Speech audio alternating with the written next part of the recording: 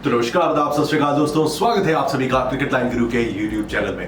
दोस्तों, पिछले मुकाबले में ऋषभ पंत एंड कंपनी की बल्लेबाजी ने ऐसा धमाल मचाया है जिसके बाद से सभी फैंस को शायद लग रहा है कि दिल्ली वो चौथी टीम बन सकती है जो क्वालिफाई करे प्लेऑफ्स के लिए। वेल, इस बात में कितनी सच्चाई है वो हम आज अपने इस वीडियो में कवर करेंगे, क्योंकि अगला मुकाबला दिल्ली का है मुंबई इंडियंस के खिलाफ। दोस्तों, अगर आपको याद हो तो दिल्ली कैपिटल्स और मुंबई के बीच मुकाबला हुआ था और वो मैच मुंबई इंडियंस जीती थी। वहीं से मुंबई की किस्मत पलटी थी। तो अब जाकर क्या दिल्ली कैपिटल्स की किस्मत बदल सकती है? क्योंकि दोस्तों, अगर आप पॉइंट टेबल पे नजर डालें तो 9 मैचेस दिल्ली खेल चुकी है, 4 मुकाबले जीते हैं, पॉइंट से 8 और नेट रन रेट है -0.386 का। वहीं अगर बात करी जाए मुंबई इंडियंस की तो एक पायदान और नीचे नजर आते हैं, गुजरात है, फिर उसके बाद मुंबई दिखाई देती है। 8 में से 3 मुकाबले जीते हैं, पॉइंट इनके 6 और नेट रन रेट है -0.227 का। तो अब ऐसे में मुंबई को तो ये मुकाबला जीतना होगा दिल्ली के बराबर आने के लिए, या कहीं दिल्ली से ऊपर जाएगी, क्योंकि नेट रन रेट मुंबई का ज्यादा बेहतर है। लेकिन दिल्ली अगर ये मुकाबला जीतती है तो प्लेऑफ्स के लिए उनकी राह थोड़ी सी और आसान हो सकती है। और मुकाबला भी अरुण जेटली स्टेडियम में। अब अरुण जेटली स्टेडियम की अगर हमने बात करी है तो सबसे पहले तो स्टैट्स की बात कर लेते हैं। टोटल 2 मुकाबले सीजन के यहां पर खेले गए हैं और दोनों ही मैचेस पहले बल्लेबाजी करते हुए जीते गए हैं। यहां पर हाईएस्ट स्कोर है सनराइजर्स हैदराबाद का 266 रन जो उन्होंने बनाए थे दिल्ली के खिलाफ, तो वो था हाईएस्ट स्कोर। और लोएस्ट स्कोर यहां पर है दिल्ली कैपिटल्स का 199 रन। ये 2 मैचेस की मैं बात कर रहा हूं। दूसरे मैच में दिल्ली ने 224 ठोक दिए थे पहली इनिंग्स में। तो यानी कि बैटिंग लाइनअप के लिए ये ट्रैक काफी अपॉर्चुनिटीज प्रोवाइड करता है। ये हमने पिछले 2 मुकाबलों में देख लिया है। बॉलर्स की अगर हम परफॉर्मेंस की बात करें तो टोटल 2 मैचेस में 28 विकेट भी चटकाए गए थे। 16 विकेट पेसर्स ने और 12 विकेट स्पिनर्स की झोली में गिरे हैं। तो अब इन स्टैट्स को मद्देनजर रखते हुए और प्लेयर्स के स्टैट्स को ध्यान में रखते हुए हम आपके समक्ष की प्लेयर सामने रखेंगे जिनका चयन आप कर सकते हैं अपनी फैंटेसी टीम के लिए। तो इस वीडियो में दोस्तों बरकरार रहे, क्योंकि यहां पर आपको स्टैट्स का जखीरा मिलेगा और अपनी क्रिकेटिंग नॉलेज का इस्तेमाल करते हुए आप बढ़ सकते हैं बेहतर प्रेडिक्शन की ओर। तो इस वीडियो को पूरा जरूर देखें। और साथ ही साथ आईपीएल बोनंजा का यहां पर पहला सवाल मैं पूछ लेता हूं, भाई इस अपकमिंग कॉन्टेस्ट में सबसे ज्यादा छक्के कौन सा बल्लेबाज लगाएगा? यह है आपके आईपीएल बोनंजा का पहला सवाल। और अगर 2 खिलाड़ियों के अगर मान लीजिए नंबर ऑफ सिक्सेस सेम है तो जिसका भी स्ट्राइक रेट ज्यादा होगा वो होगा इस सवाल का विजेता। वेल, ये तो हुआ पहला सवाल। दूसरे सवाल के लिए भाई वीडियो को अंत तक जरूर देखिएगा।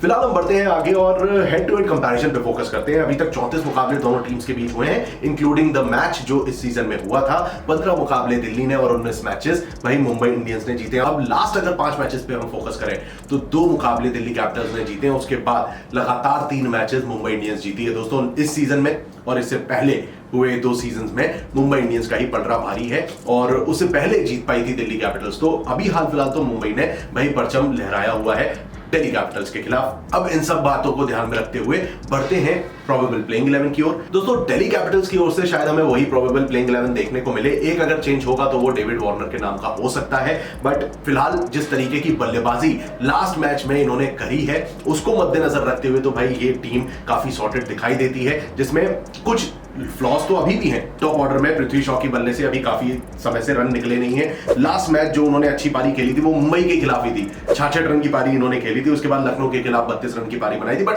ओवरऑल टॉप ऑर्डर को थोड़ा संघर्ष करना पड़ा है, and specially Prithvi Shaw and David Warner.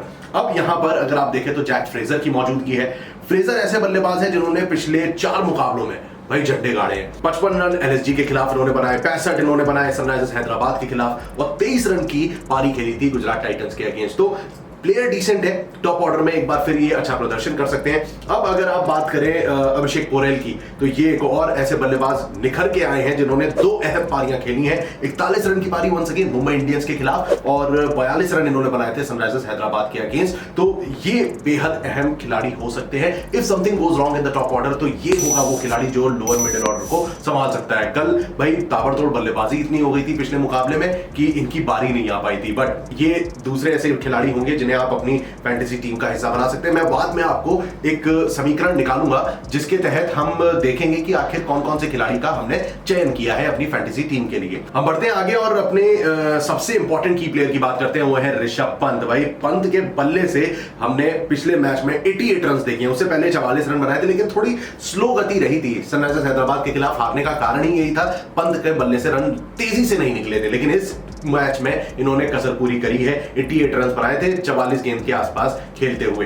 तो ये एकमात्र ऐसे बल्लेबाज होंगे जो विकेट कीपर के तौर पर मैं इन्हें लेना पसंद करूंगा, आपकी फैंटेसी टीम का भी हिस्सा हो सकते हैं। अब फटाफट से आते हैं बॉलिंग लाइनअप की ओर। भाई कुलदीप यादव, एनरिक नॉर्किया, खलील अहमद, मुकेश कुमार और रसिक सलाम, ये हैं वो खिलाड़ी जो कि बेहतर प्रदर्शन कर सकते हैं। अक्षर पटेल ने भी पिछले मैच में विकेट लिया था और बल्लेबाजी तो आप सभी ने देखी थी अक्षर पटेल की। अगर वो एक बार फिर टॉप ऑर्डर में लॉन्च होते हैं तो अब क्या वो कंसिस्टेंसी रख पाते हैं अपनी बल्लेबाजी में, ये एक ऐसा सवाल है जो भाई हमारे सभी के सामने आएगा जरूर, और देखना होगा दिलचस्प कि अब अक्षर पटेल की बल्लेबाजी कैसी होती है अगर वो टॉप ऑर्डर में आते हैं। फिलहाल बॉलिंग के स्टैट्स अगर हम बात करें तो खलील अहमद अच्छी उम्दा गेंदबाजी कर रहे हैं। लास्ट 2 मैचेस में इन्हें सफलता नहीं मिली है। ओवरऑल अगर आप देखें तो इनके खाते में विकेट्स लगे हैं, 2-2 विकेट इनके खाते में आए थे और मुंबई के खिलाफ भी इन्होंने 1 विकेट निकाला था। और साथ ही साथ कुलदीप यादव, भाई कमाल की गेंदबाजी इन्होंने पिछले 2 मुकाबलों में करी है, 6 विकेट चटका चुके हैं। अगर आप देखें तो सनराइजर्स हैदराबाद के खिलाफ 4 विकेट और लास्ट मैच में 2 विकेट, और उससे पहले लखनऊ के खिलाफ 3 विकेट चटका चुके थे और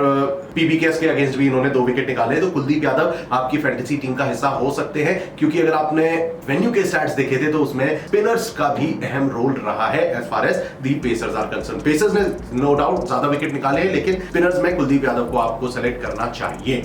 अब इनके अलावा दोस्तों अगर आप गेंदबाज सेलेक्ट करेंगे तो वो हो सकते हैं भाई मुकेश कुमार। मुकेश ऐसे गेंदबाज हैं जिन्होंने लास्ट 3-4 मैचेस में अच्छा प्रदर्शन किया है। 4 मैचेस में अगर आप देखो तो 1 विकेट इन्होंने लखनऊ, फिर उसके बाद 3 विकेट जीटी के अगेंस्ट निकाले थे एंड देन एसआरएच और अगेन गुजरात के अगेंस्ट 1 विकेट चटका चुके हैं। तो ये हैं वो हमारे 4-5 खिलाड़ी जो कि फैंटेसी टीम में हमारी सेलेक्ट हो सकते हैं।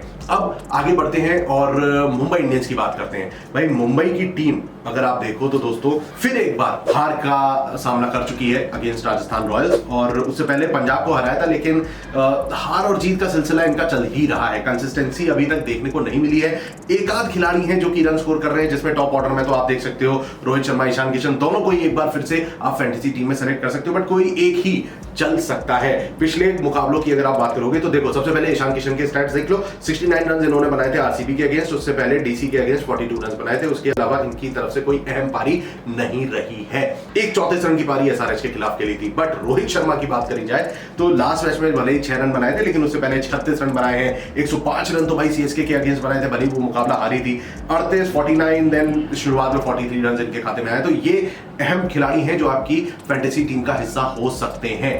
अब आगे बढ़ते हैं और मिडिल ऑर्डर की बात करते हैं, जिसमें सबसे पहला नाम आएगा भाई तिलक वर्मा का। एक ऐसे युवा खिलाड़ी जिसकी दम पर मिडिल ऑर्डर चल रहा है। 65 रन आरआर के खिलाफ, 34 रन बनाए थे पंजाब के अगेंस्ट, 31 रन बनाए सीएसके के अगेंस्ट, भले दिल्ली के खिलाफ 6 रन बनाए थे, बट दिल्ली के अगेंस्ट 2 ही खिलाड़ी चले थे। पहले थे टिम डेविड और दूसरे थे रोमारियो शेफर्ड। अगर आपको याद हो, शेफर्ड ने वो पारी जिताई थी।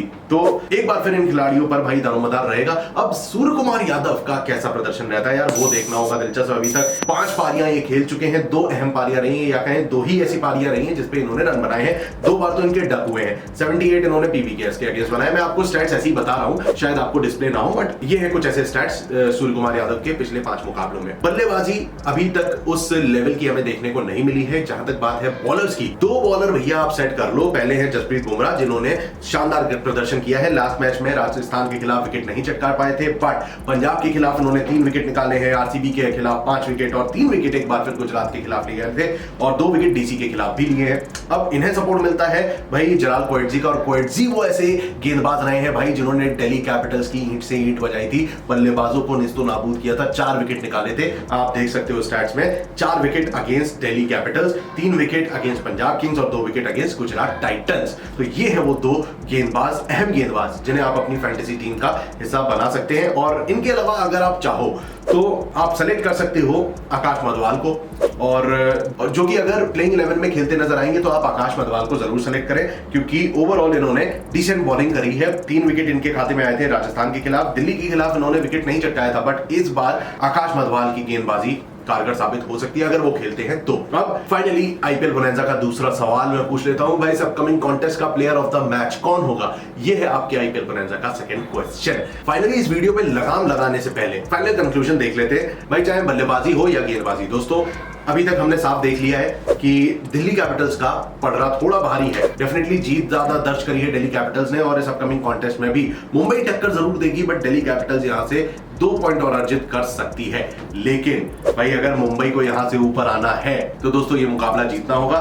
पहले बल्लेबाजी करते हुए दोनों मुकाबले जीते गए हैं, तो उम्मीद यही रहेगी अगर मुंबई पहले बल्लेबाजी करती है तो गेम निकाल ले। फाइनली इस वीडियो पर लगा देते हैं लगाम। उम्मीद करता हूं कि आपके लिए ये सभी स्टैट्स भाई फायदेमंद साबित हों और आप अपनी क्रिकेटिंग नॉलेज का भी इस्तेमाल करते हुए बेहतर प्रेडिक्शन की ओर बढ़ सके। इसी के साथ दोस्तों मुझे दीजिए इजाजत, जल्द हाजिर हुआ क्रिकेट की और तमाम अपडेट्स के साथ। So stay tuned and keep watching cricket land Guru.